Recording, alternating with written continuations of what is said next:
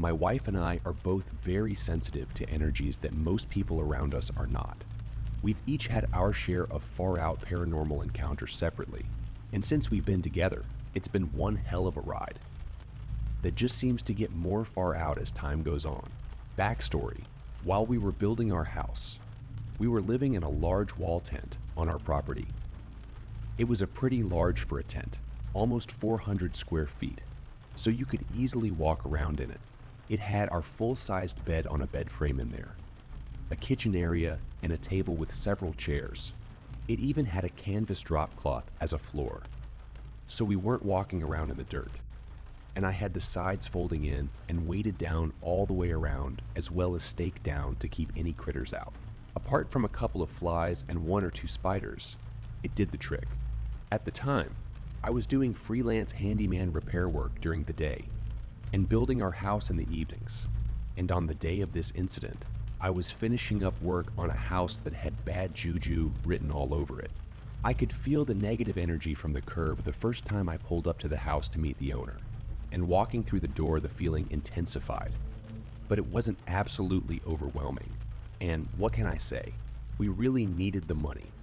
I had lost part of my thumb in an accident. Money was more than tight.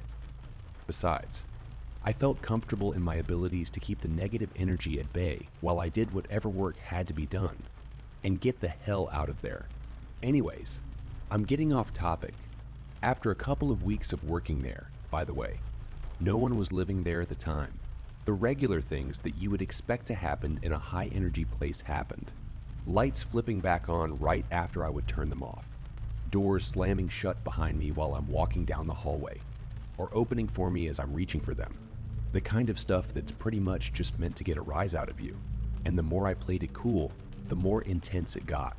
Eventually, I get to the last day, when over the phone, the owner hinted at stiffing me for the bill and I was packing up all my gear. I guess it was evident that I wasn't planning on coming back, because the activity in the house was extremely low.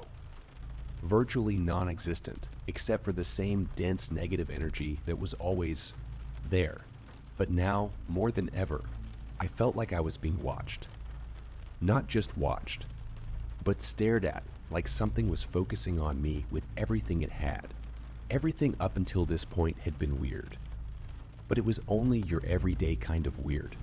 The kind of weird that people who don't want to accept it can still somehow find logical excuses for. They'll say there was a draft, faulty wiring, really big mice in the walls, etc. The next thing that happened was the first thing in the house that genuinely spooked me. As I walked through the living room to the front door to leave for good, I passed the only hallway in the house on my right. As I looked down the hallway to double check that I had turned off all of the lights, I saw something I didn't want to believe. At the end of the hallway, about 20 to 30 feet away from me, sat a huge black dog. Its head was following me as I walked past the hallway. When I say huge, I mean massive, like my head would have fit inside of its mouth. Prior experience with manifestations like that have taught me to give it as little energy as possible, and that you're better off acting like you hadn't noticed it. So I continued to walk calmly to the front door, even though every hair on my body was standing on end and my adrenaline was racing. I stopped at the front door inside the house, turned around and addressed the house and everything within it, stating that as I left the house, nothing was welcome to follow me. I drove home, and that was that. I didn't tell my wife because I didn't want to worry her. We had enough going on at the time without bringing up things that I felt I had already addressed. So fast forward to later that night, my wife and I are fast asleep in bed. I'm torn out of sleep by my wife's terrified gasp and being in a canvas tent in the middle of nowhere. I was already on edge. In the first split second of being awake, I see my wife sitting upright in our bed, still in the process of gasping, while our dog, who'd been sleeping next to her, ran, barking and snarling like a lunatic, and jumped off the base of the bed, between us and the door. I still hadn't seen what was terrifying them, but leapt of the bed while shouting at our dog bed. Good dog. He's a little guy and his job was to let me know about the boogeyman, not to fight it himself, and landed between the dog and the entrance to our tent. The entrance, which was not only still zipped up and buckled up tight, but staked to the ground in multiple places as well, as I did every night. As my feet hit the ground, I stood almost face to face with a massive black dog. It was sitting in front of the doorway, and as I landed and looked it in the eyes, I was filled nothing short of absolute rage. I love my wife with all of my heart, and here was something dangerous that wasn't welcome in our home, watching us sleep. Immediately, I stepped forward and shouted at it, deep and loud, "Get out." As I did so, this thing stands up and steps towards me, and I shout again, this time clapping my hands together as hard and loud as I can while stepping forwards again. Again, this unbelievably massive dog, which is almost face to face with me height-wise, steps forward. At this point, we're maybe 4 feet away from each other.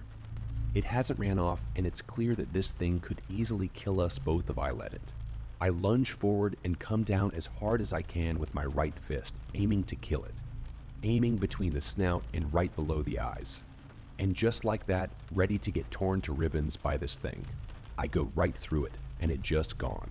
I'm completely shocked and spin around to see if somehow it slipped past me to my wife and dog, then unzip the very bottom of the front of our home, rip the stakes from the earth, and run a few steps out into the night, looking every direction for the thing. The moon is out and I've got excellent night vision, but I can't see any sign of it. Nothing moving, no footsteps on the dark. I can't smell it. Nothing. So after a minute, I run back inside to make sure my wife is okay. She's still sitting straight up in bed, eyes wide open, but she's okay, and the dog is tense as hell. I finally felt my thumb screaming in pain and pouring blood at this point. The bone was still exposed, waiting for surgery, and the heavy bandage had gotten knocked at some point. My heart rate is calming down, and I asked her what she saw while I'm trying to stop the bleeding again with paper towels. Now, we're both extremely logical people, despite all of the weird we've seen. No matter how much paranormal stuff that you've seen, you can't fall down the rabbit hole. And it's still safe to assume that the vast majority of the weird theming you experience can be explained logically. That's the way that we both view it. But when I asked her what she saw before telling her what I saw, she looked me dead in the eyes and said that it looked like a werewolf was sitting in our doorway watching us. I don't believe in werewolves, but I know for a fact that we both individually identified an unbelievably massive canine in our home, 10 feet from the foot of our bed, and we both saw it vanish into thin air. I know our dog saw something that he identified as a threat. There were no tracks anywhere around our tent the next morning. I looked as soon as the sun came up, even if there had been tracks. We live in the middle of nowhere, in the desert. There are no wolves. There are occasionally stray dogs and coyotes, but everything is on the small side. The only description that has consistently came to my mind since then has been hellhound, but I can't seem to find any similar stories online. Anyone with any thoughts feel free to chime in, and I'll answer any questions I can. Sorry, this is so long. I had to get it all out there. So I've been debating whether I should post about this, but I'm starting to get really freaked out and figured it wouldn't hurt to ask for help. Now, I'll warn you all, English is not my first language. I'm French Canadian, but moved to the US about 3 years ago. So if my grammar or spelling is off, I'm sorry. So I live in a pretty rural area in Michigan, close to the lake, and I'm currently living alone. Both my parents are in Canada, taking care of my great uncle who is in his late 80s. They've been gone for about a month now, and probably won't be back until late December. I'm 19, so I'm old enough to be alone. But some really odd things have been happening in the last 2 weeks. It all started back in September when my 15-year-old cat, Gingersnap, went missing. At first, I figured she had passed away since she was very old and already had a few health problems. A few days later, I found her body completely torn to shreds on my back porch. I mean, she was severely mutilated to the point where I threw up while sobbing hysterically. I came to the conclusion that it must have been a bird of prey, considering we have big owls and hawks where I live. A few days passed, and on October 4th, something odd happened again. I was watching TV around 11 p.m., and I kept hearing a really fast knocking sound. It came in sets of 5 and then stopped for a second before restarting. I ended up going outside to investigate, but I couldn't see anyone. However, there was a really horrible smell. And then, what happened last night? I woke up at around 3 a.m., which sometimes happens if I had a really messed up dream. So I walked down the hall to get a drink and probably watch TV. As I got to the fridge, which is right next to the back porch door, I heard someone walking around. I froze up, trying to stay completely still. I looked over to the door and saw a huge shadow. It was kind of crouched on its hands. I don't think it saw me, but it looked human. It didn't move for a whole 3 minutes before the shadow moved in the blink of an eye and disappeared. I ran back to my room and called the cops. When they arrived, they couldn't find anything, but they told me that no one could have been on the porch since it's suspended about 15 feet in the air, and there was no ladder. I'm super freaked out now, especially since I'm completely alone up here. I don't know much about the supernatural, aside from the standard werewolves and vampires. So any tips would be deeply appreciated. I am no longer a skeptic. My wife and I stayed at an Airbnb, a house built in 1901 in an old mining town in Az. The experiences we had made us leave a day early at 3. 30A. The town is called Bisbee, Oz, a small town nestled in the mountains near the Mexican border, less than 20 miles away from the famed town of Tombstone. Let me give you a brief history of the place. Copper and other valuable minerals were discovered there in 1877, and a mining camp sprang up.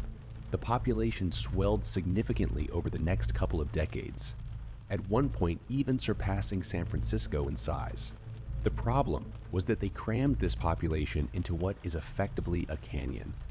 The town is literally built into the sides of the canyon, with front door steps leading to your neighbor's roof in the lot below.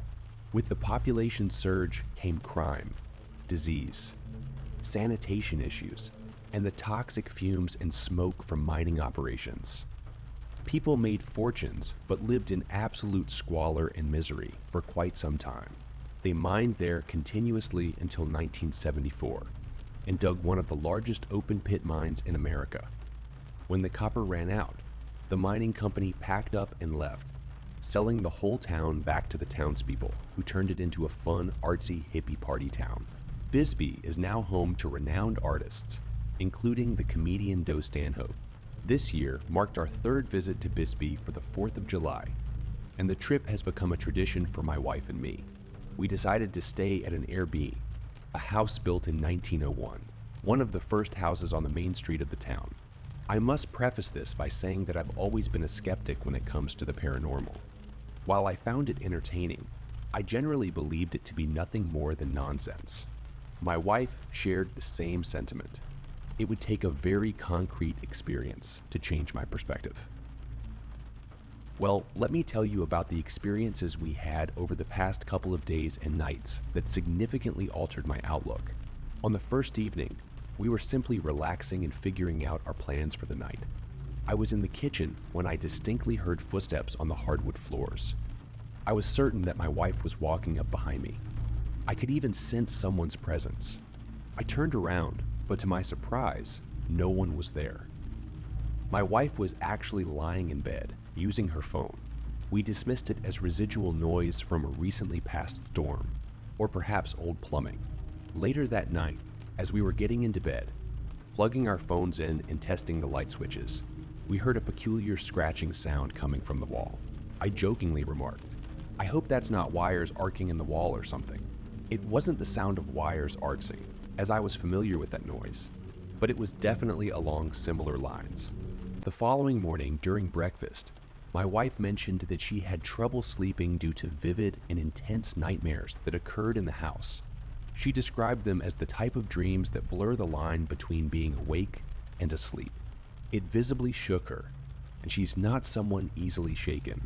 As night fell again, we went to bed around 10 p.m.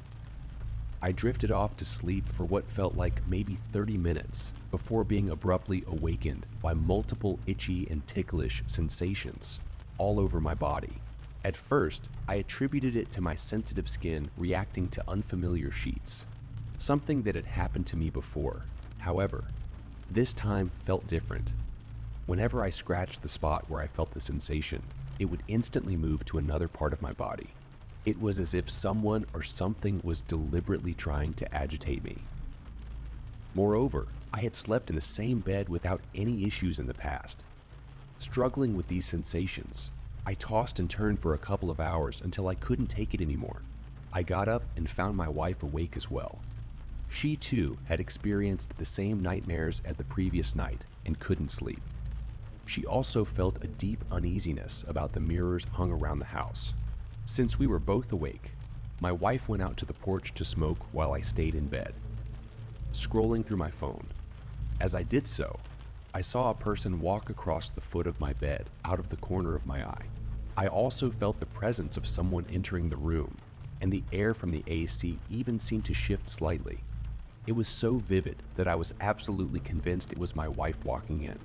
My heart sank when I realized she was still out on the porch. I considered the possibility of a glare from my phone, but no matter how I tried to recreate it, I failed. Unable to sleep, we started talking about the events of the past few days. Mind you, we rarely, if ever, argue or fight. We don't let things get heated, especially when discussing certain topics. However, as our conversation progressed, we noticed a strange negative energy developing, and the discussion took a turn for the worse. Both of us suddenly snapped out of it, reflecting on the events leading up to that moment, and we made a decision. We packed up our things and hastily left, overcome with an urgent need to get out of there.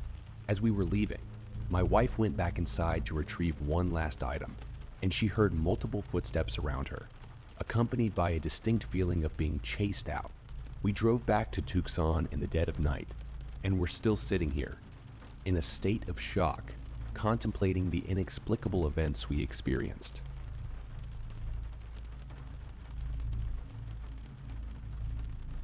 This experience happened to my roommates and I in our second year of university. The city we went to school in was considered a very safe university town. The most we had heard of happening was drunk morons doing typical drunk moron things. This was also the first time that we were all really living on our own. First year, residences are nice, but it's basically an extended summer camp rather than a typical living situation. The four of us girls lived in a nice townhouse that never once had a creepy vibe or weird neighbors in the months we had lived there. The only eerie part was that every weekend we were the only people who stayed in the complex. All of our neighbors either went home or stayed elsewhere until returning Monday for classes. This was never something we had given a second thought to, considering that was fairly normal for a uni town, especially because our complex was only made up of about 4 other townhouses. The complex was surrounded by walking trails and farm fields, which we loved. It was like our quiet spot away from the chaos of college kids. There were a few farmhouses we could see from our backyard, but other than that, we were fairly secluded. The university was about a 20-minute bus ride away, which was never a big deal for any of us, especially because the rent was far cheaper here than in places that were within walking distance to campus. Being 5'6", I was the tallest by a considerable amount. I was also the only one out of the group who had been in a handful of scary situations. Due to this, I was the only one, up to this point, who would lock the doors, windows, and garage before leaving or going to bed. My roommates all grew up in small, very safe towns, so it was uncommon for them to lock doors back at home. They were also incredibly kind and trusting to everyone, never considering hidden bad intentions. The night in question started very normally. We had planned on having a wine and movie night. This was kind of like a weekly tradition for us. We would pick out some stupid movie, get takeout, and get a little buzz after a long week of classes and work. At this point, it was early November, so we had been doing this for several months with no issues. By 8:30ish, we had all settled on the couch in our living room and had started a comedy. With it being November, it was already completely dark outside, other than our porch light we could see from the small window at the very top of our door. None of us were tall enough to see anything out of that window anyway, so we relied entirely on our peephole. It took a great amount of effort for me to convince my roommates to check the peephole before opening the door. This was a talk we had after one roommate had opened the door for our neighbor's very drunk friend, who threw up all over our main floor. Not long after ordering our takeout, we heard banging on our front door. Jess made a joke about how the delivery guy must have taken a helicopter to get here this quickly, especially considering the place we ordered from was very close to campus. It was not a typical delivery guy's knock either, but between the few glasses of wine and carefree attitude of the night, we didn't really pay it too much mind. It was my roommate's turn to pay this week. I'll call her Meg for the sake of the story. Out of the group, she is the smallest, barely 5 foot. She is also the most trusting person I think I have ever met. She ran up to her room to grab her wallet. This took at most 30 seconds. During this time, the banging continued and was getting more aggressive. I figured maybe it was cold or he had other shit to do so. We yelled up to get her to hurry. The banging continued to get harder and harder, and I started to feel a bit uneasy. When she came back down, I told her to check the peephole before opening it, as she was usually the one to just open up. She got to the door and looked out the peephole. She could barely reach it on a good day, so when she said she couldn't see anything, my other roommate and I got up to help. My second roommate, I'll call her Jess, is a very funny person. There are very few things that she would not turn into a joke. Jess got to the door before I did and looked out of the peephole. The person on the other side still banging away. When she turned to look at me, I knew something was wrong. She looked incredibly confused, a look I had rarely seen from her, as she was very clever. Within a second, she had gone back in for another look. This time, her face was not confused. She looked afraid. This made my stomach knot up. She is a horror movie fanatic, and she doesn't scare easily.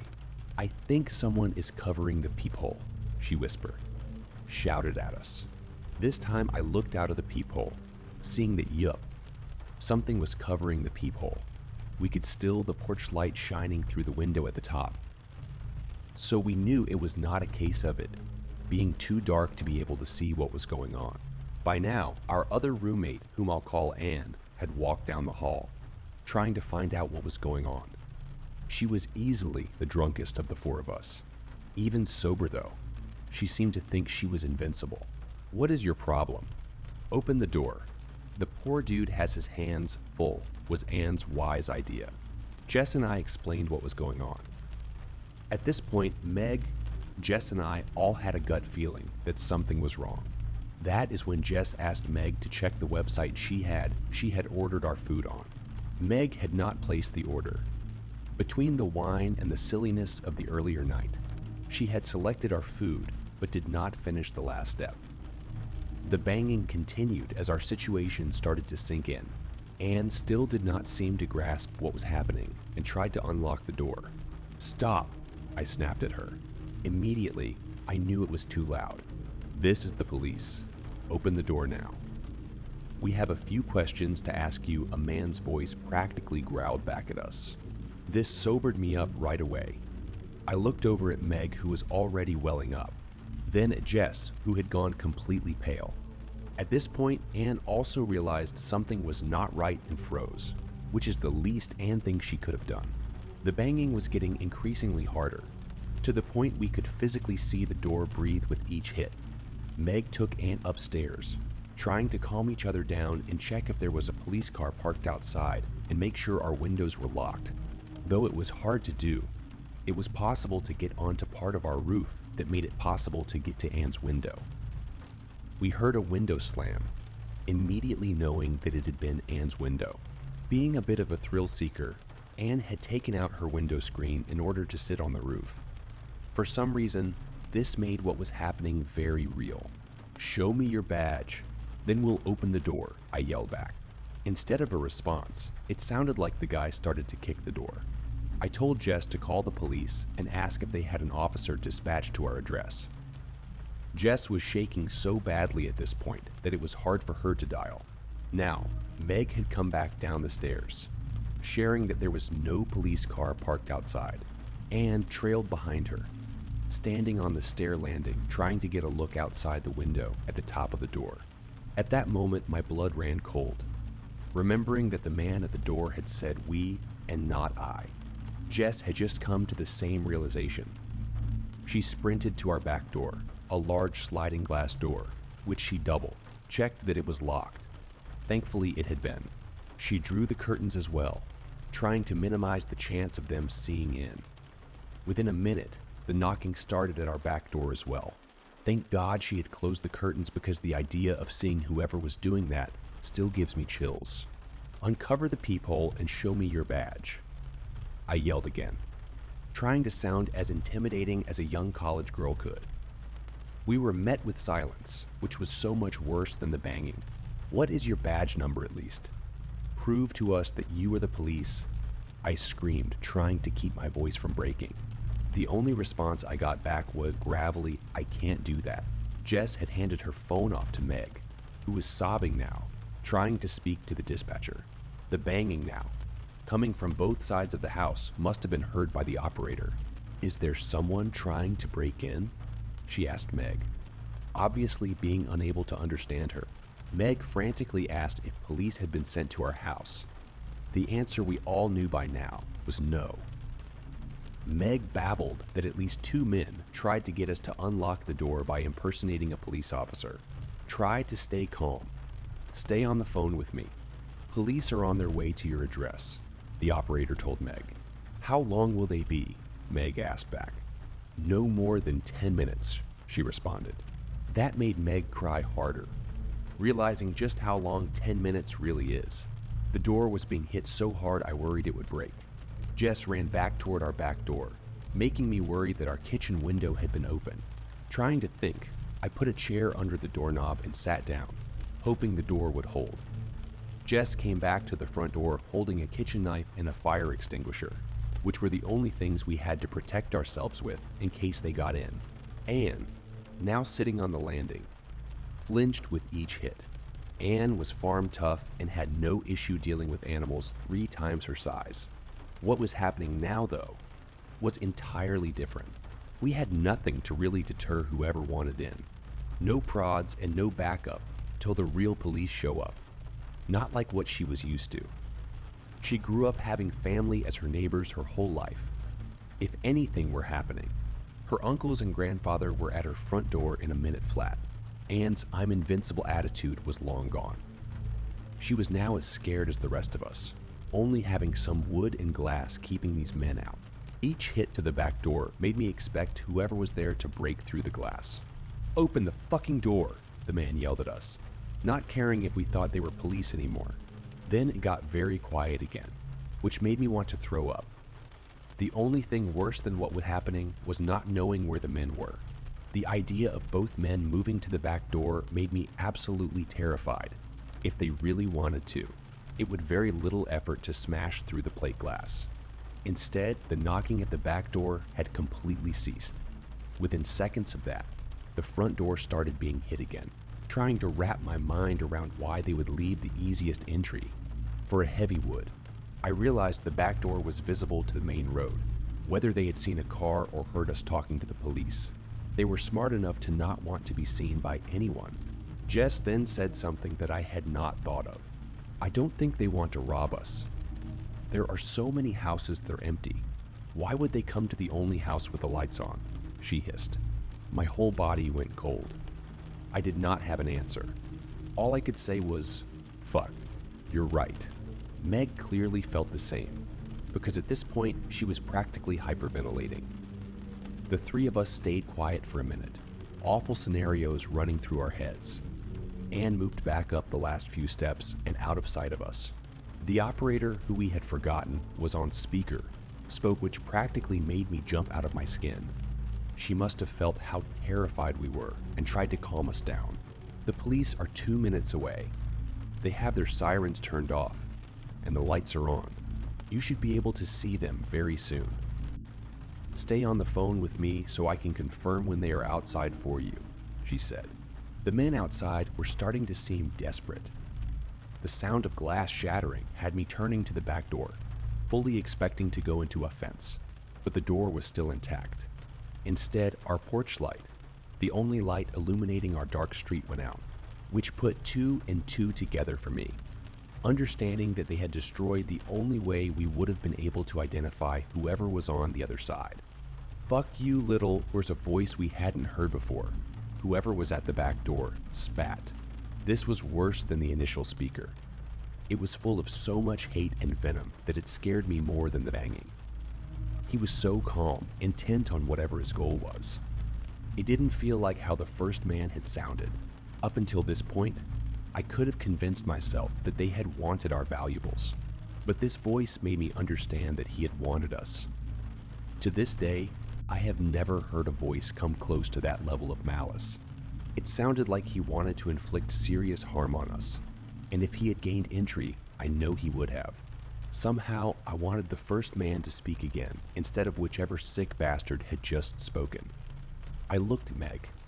I know how terrified I must have looked. Until now, I may have done a half-decent job at hiding how scared I was, but that voice ruined my ability to stay stoned. Faced. Meg looked like a scared little girl, and that me panic. If they got in, there is nothing I would be able to do to stop them. Not for me, and not for my friends. We would have been at the mercy of the monster outside. Jess had practically stopped breathing. It was like the oxygen had been sucked out of the air. It was so quiet, it sounded like a gunshot when our mailbox opened. Anne ran back down the stairs. "I see the sirens. They're coming down the main road now," she whispered, hoping not to have the men hear. The same man spoke again, one more time, so slowly that I almost thought he was done after each word. In that same awful, calm voice, he read out a letter addressed to the 4 of us. Our neighbor must have put it in today. She had planned a potluck for the next week. None of us thought to check the mailbox after we had talked to her in the driveway this morning. Jess, Meg, Anne. Oh, those are nice names. I'll be back soon, girls. Then we'll have some fun. I felt tears rolling down my face. I hadn't realized I had started crying, but I knew he meant what he had said. I tried to pull my mind out of the dark pit that sentence had sent it to, waiting, praying that the police had surprised them, hoping they would not get the chance to come back. The silence continued. None of us dared to speak, worried that we would not hear if they moved to another point of entry. Instead, the silence persisted for what felt like a lifetime. The operator was the first one to speak again, telling us that the police are out front. She told us to stay in the house until the police knocked on the door. The kind woman stayed on the phone with us for several more minutes while the police searched around the area. Finally, the real police showed their badge to the peephole before even knocking to try not to scare us. The operator told us that we had done well and that we were in good hands now. We opened the door to be met by 2 kind-looking older police officers who we let in. Glass shards covered our front stoop from our porch light. It looked like it had been ripped out of the wall and smashed onto the concrete below. There were several police cars out front of our previously quiet home. The headlights on all of the cars were shining down the street towards the walking trail. We spoke to the officers who took a report from us. They asked us to describe the night's events in detail.